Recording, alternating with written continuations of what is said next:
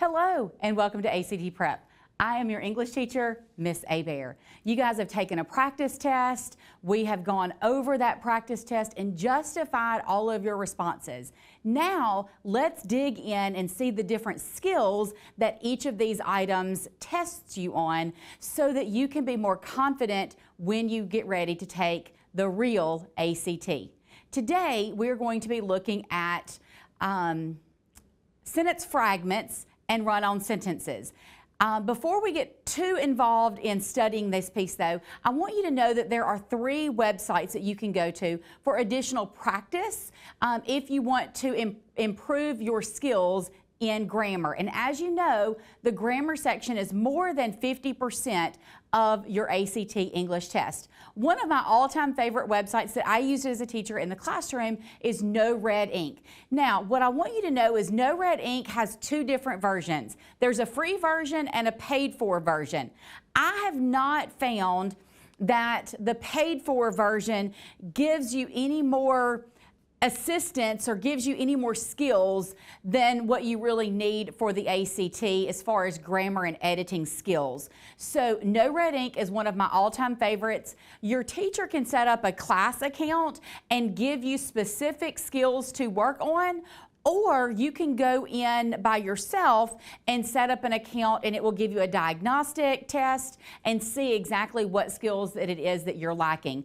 All of my students enjoyed No Red Ink as long as I didn't overuse it. And you guys know anything that you do too much is too much.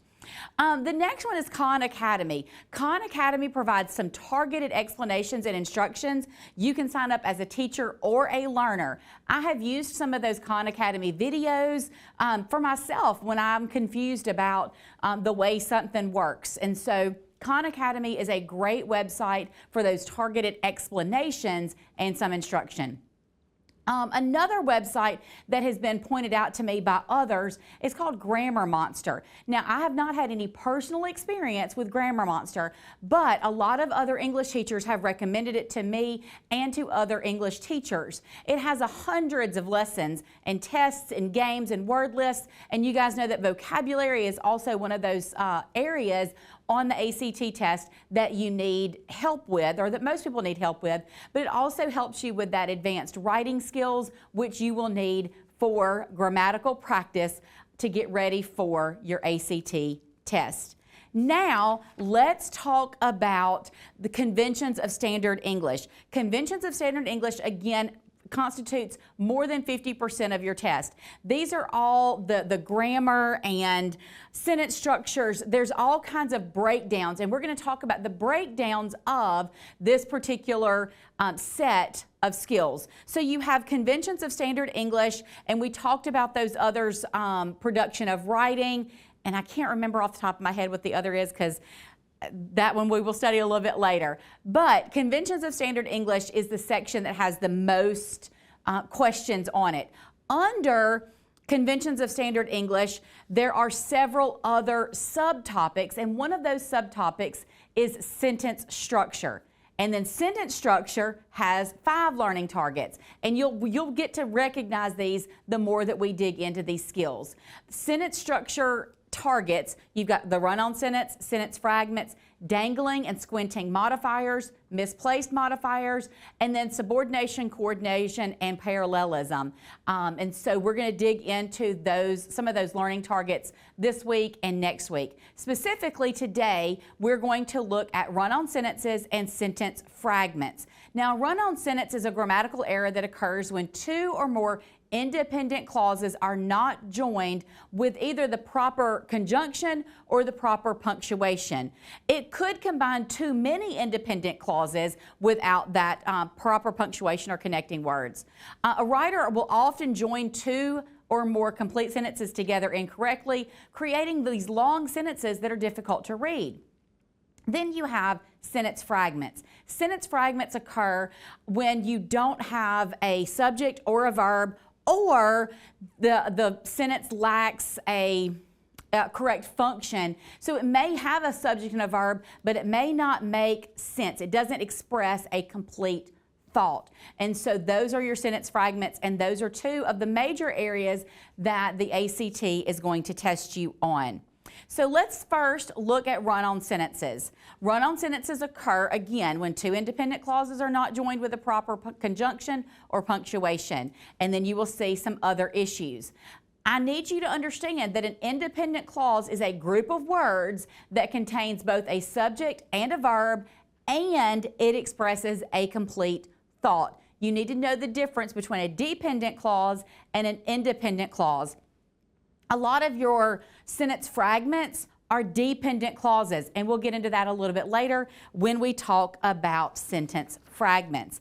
So today, I want to tell you that there are 5 basic ways that you can fix a run-on sentence. You can add a comma and a conjunction. You can add a semicolon. You can separate the clauses into 2 sentences. You can restructure the sentence entirely. Or you may need to delete some words that may be tangling the sentence, making the sentence confusing or difficult to read. So let's look specifically at the test that you just took, that practice test that you took, and items 17 and 45 test run-on sentences. Are you able to fix these run-on sentences in the proper way? So let's look specifically at those.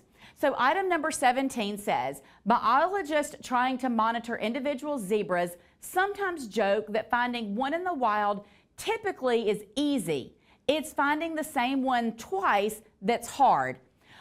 You can see the conjunction here, or you don't have a conjunction, but you have a natural break here between easy and it's. Why is there a natural break? Because we know that IT' stands for it is, and it is a subject, and is a verb.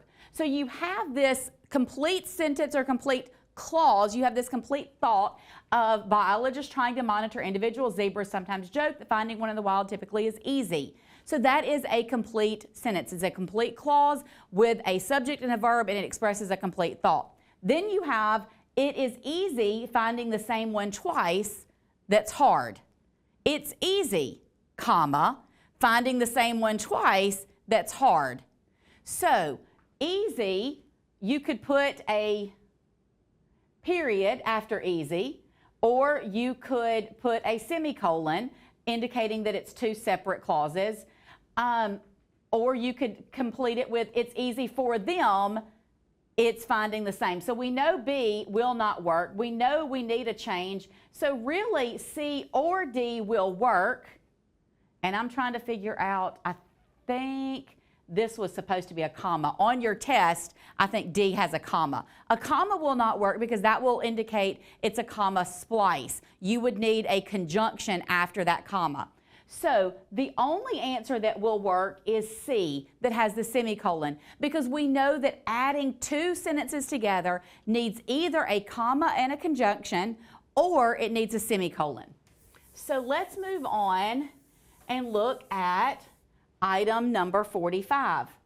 Item number 45 says, the silhouettes merge shins past and present, creating an exquisite meditation on Korean American identity. So what you have here is a comma that separates these 2 thoughts, right? And so remember, I told you that you always need to make sure when you are reading one of these question stems that you look for that word not. Not will always be in all capital. And you can see I put a circle around it, and I think that you should. Every time you see the word not, you want to put a circle. So it says, which of the following alternatives to the underlined portion would not be acceptable? So we know that this comma is separating not 2 complete sentences, correct? The reason we know that is this word creating is not a subject and a verb. It's telling what the silhouettes merging the past and present do. So we know that this particular one works. Having the comma works. We can leave it that way. But which of these isn't acceptable? So let's substitute each one of these. The silhouettes merge shins past and present to create an exquisite meditation on Korean American identity. Well, we know that one works. The next one would say, the silhouettes merge shins past and present, and they create. Uh-oh. We know if we use present and they create, So we have a conjunction, you're going to need a comma before that conjunction because that does express two complete sentences and two complete thoughts. So we're going to put a question mark by that. We think it's B, but let's keep looking. So if we put here, the silhouettes merge shins past and present, stop, pause. They create an exquisite meditation on Korean American identity. That works. Oop, it went backwards. Wasn't supposed to go backwards. Let me fix that for you guys. So we know that C works because you have two complete sentences here with a period, and there's no conjunction. And then D, I'm not going to reread the sentence because we know that a semicolon does the exact same thing that a period does. So we know that one works. So your answer, we know, is B because B creates a run-on sentence. Okay, does that make sense for you guys? Good. So let's look at sentence fragments next. Sentence fragments are incomplete thoughts, or they're incomplete. It's basically an incomplete sentence that does not express a complete thought. It lacks some of those essential grammatical elements. It could lack a subject or a verb, or it could lack both. Fragments can be difficult to identify if you're not familiar with sentence parts. All sentences, also known as an independent clause, must contain a subject and a verb and express a complete thought. So remember when I was telling you in a previous lesson that it's really important that you edit other people's papers or other people's essays in order to get better at the ACT. Because when you practice more helping other people with their skills, then it makes you a better editor. And the English portion of the ACT does that. It's testing basically your editing skills. So do that. Practice using other people's essays so that you can get better at these editing skills. So once you get better at that, then it's easier to recognize sentence fragments. One of the ways that you can recognize sentence fragments the easiest is to separate the capital letter, start there, and then if you see a punctuation mark like a period, a question mark, or a semicolon, any kind of break, exclamation point, put your hand over the sentence on both sides and see if what's in the middle from the capital letter to that punctuation has both a subject and a verb and expresses a complete thought. So let's see how ACT tests you on that. I want you to look up here. How many items is ACT testing you with fragments? I count 1, 2, 3, 4, 5, 6, 7, 8. That's a lot. That's a whole lot. I think, and if I'm not mistaken, that for this particular test, that is the most item numbers for a skill that they test. So how important does ACT think fragments are? The most important. They think this is the most important skill. So if this is the most important skill that they see as importance, how much more should you be studying how to fix sentence fragments? I heard somebody holler that answer out. You're right. You've got to practice, practice, practice. That No Red Ink and Khan Academy I know will help. And I want one of you guys to report back to me how you like that grammar monster. I want to know if it works for you for sentence fragments. But let's look at some of these examples. I'm not sure if we're going to go through all of them, but I'm at least going to pause at each one so that we can at least look at what it is that they're testing. I'm not going to go through the explanation on every single one of them and read each and every response to help you with that. I think you guys can do that on your own, and I think that you did really well with justifying these responses. But let's just dig in a little bit. In 1972, Anderson ignited her career by conducting a symphony using only car horns. Well, we've got a semicolon, and so that indicates that there's two complete sentences, right? Two complete independent clauses. But does this, by conducting a symphony using only car horns, does that express a complete thought? Do away with that first part, because we know in 1972 Anderson ignited her career. Anderson is your subject. Ignited is the verb, and then her career, right? And so we're looking at this second portion, by conducting a symphony using only car horns. So how would we stop that? How would we change that to make it work, right? Make it not a fragment any longer. So if we looked at just putting a comma between or after career, or no, we're replacing the underlined portion. So if we put a comma after Anderson, and it was in 1972, Anderson, comma, ignited her career, comma, by conducting a symphony using only car horns. Then we have Anderson, and then what's in between the commas would be information that we could take out. That's what it says. It's a restrictive clause or a non-restrictive clause, and we will get to those in a subsequent lesson.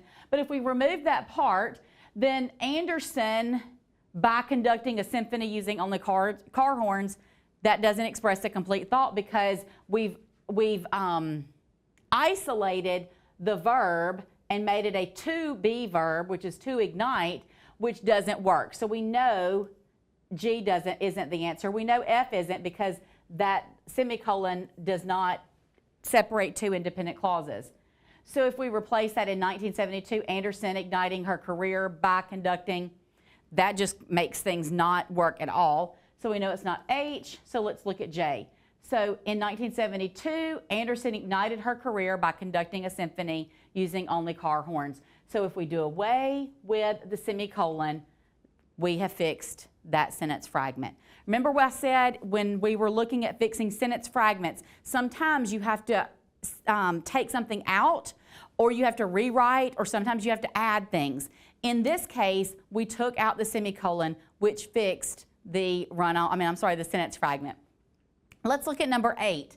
So we have this stage, comma, standing, we have this what would not be acceptable.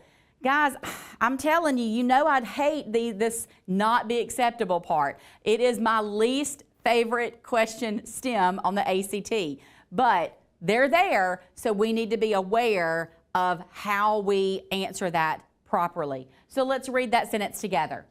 The performance features Anderson on a candlelit stage, standing in front of an image of the moon's surface. Okay? So which of the following alternatives to the underlined portion would not be acceptable? So we know already that this comma works because they're telling us it works. So then we look at these other options. If we took the stage and we put a comma and then removed the standing part and put where she stands in front of an image of the moon's surface, well, you have a subject and a verb, and this is a conjunction. So you're in this option, you are connecting two independent clauses with a comma and a conjunction, so we know that one works. If we remove the comma and put as she stands, we know that as she stands in front of an image of the moon's surface is not a complete thought, but they haven't put any punctuation here, so we know that works. For H, if we put a period here after where the comma is for stage, and we put she stands in front of an image of the moon's surface, well, she stands, your subject verb, you know that one works. So it has to be J, but we always want to double check. So J, if we put a semicolon and you use the word standing, what are we missing? You're right, we are missing a subject here because standing would be your verb, or it'd be part of it's a verb cognate. But you don't have a complete sentence here because standing in front of an image of the moon's surface. Does that express a complete thought? Does it have a subject and a verb? It does not. So we know that J is not an acceptable alternative. Okay? Does that make sense, guys? All right, let's move on to the next set. So 13 and 24. 13 still goes with that first passage, so let's walk through it real quick. The string music that transforms into electronic sounds, which then reverberate into futuristic, otherworldly music. So it's asking you in this, it's telling you that something's wrong in this underlined portion, or maybe it's not if there's no change. So the string music that transforms. So string music is your subject. That is not a verb. And that transforms is together, so you're lacking a verb, right? So we have to find over here in our answer choices which one has a verb to start it with. The music is transformed. Ooh, there's your verb, there's your subject. We know that that works. Here, you've got music, the string music transforming into electronic sounds. Where's your verb? You don't have one there. So we know that's not working. And if we just change that music transforming into electronic, again, you've got your subject, but that is not a verb that works here. So we know that our answer is B. The next question, 24, goes into the next essay on the test. I'm going to pause here and I'm going to let you, one of the students in your classroom, I want you to explain, just like I have to the rest of the class, I want you guys first to talk with a partner through these answer choices, and then I want you to report back to your class on why H is the correct answer. So I'm going to pause here and let you guys go over that real quick.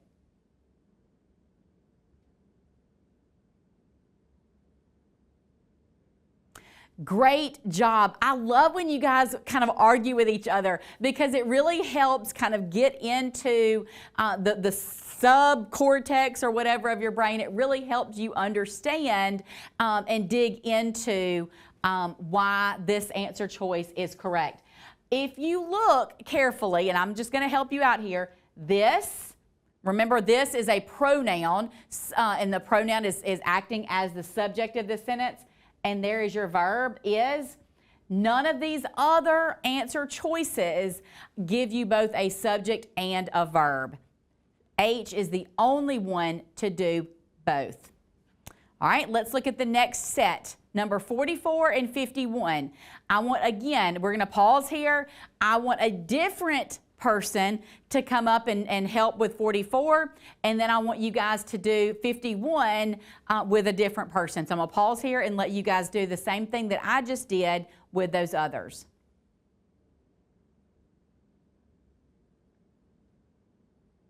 Good job. So let's look at 44. Why is G the correct or the best response?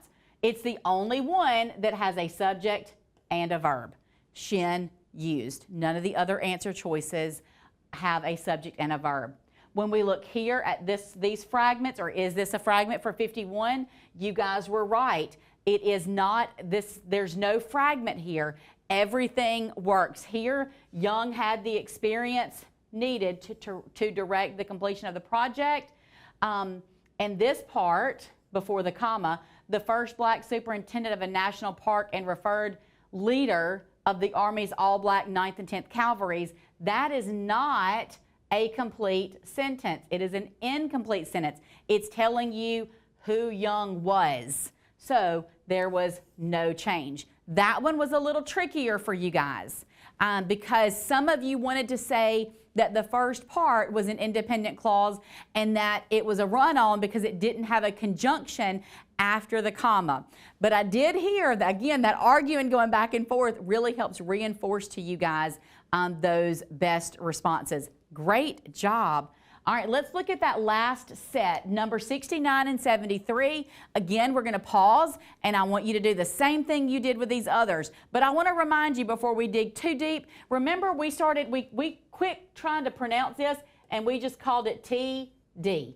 So I want you to do that. Just call it TD. All right, let's work independently for just a second.